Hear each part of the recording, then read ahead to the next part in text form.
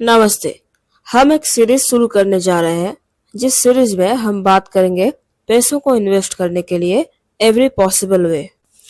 आज इस वीडियो में हम बात करेंगे पैसों को इन्वेस्ट करने के लिए पॉसिबल वे क्या है, और एक प्लेलिस्ट के माध्यम से बाद में हम एवरी पॉसिबल वे को, हर तरीके को डिटेल में डिस्कस करेंगे।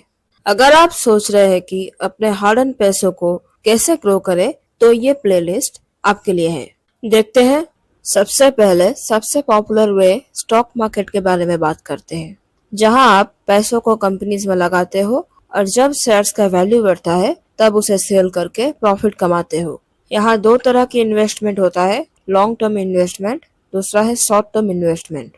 लॉन्ग टर्म इन्वेस्टमेंट में 1 साल से ज्यादा टाइम तक पैसा लगता है। शॉर्ट टर्म इन्वेस्टमेंट में पैसा 1 साल से कम समय तक लगता है। स्टॉक मार्केट इन्वेस्टमेंट में रिटर्न अच्छा मिलने की चांस है, साथ ही एक रिस्की इन्वेस्टमेंट भी है, तो पैसा लगाने से पहले रिसर्च बहुत जरूरी होता है। अगर थोड़ा सेफ जोन में इन्वेस्ट करना चाहते हो तो रेप्यूटेड कंपनी एक अच्छा ऑप्शन है। सिर्फ टिप्स पर रिलाई करना रिस्की हो सकता है। दूसरा पॉसिबल वे है म्यूचुअल फंड और SIP यानी सिस्टमेटिक इन्वेस्टमेंट प्लान। यहाँ आपका पैसा प्रोफेशनल फंड मैनेजर्स के थ्रू इन्वेस्ट होता है स्टॉक्स, बॉन्ड्स और अदर इंस्ट्रूमेंट्स में।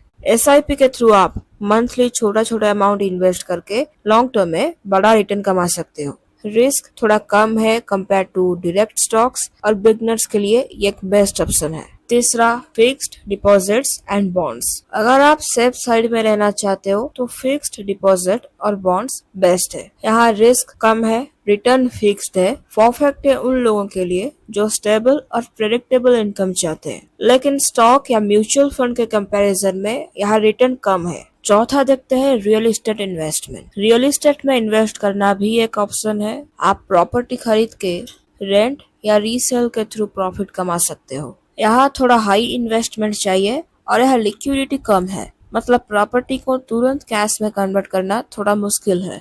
लॉन्ग टर्म के लिए काफी प्रॉफिटेबल हो सकता है, स्पेशली मेट्रो सिटीज में। पांचवा, gold and other assets. Gold और प्रीशियस मेटल्स में इन्वेस्ट करना भी एक अच्छा ऑप्शन है। इसे सेफ हेवन माना जाता है जब मार्केट वोलेटाइल हो। आप फिजिकल गोल्ड या डिजिटल गोल्ड दोनों में इन्वेस्ट कर सकते हो।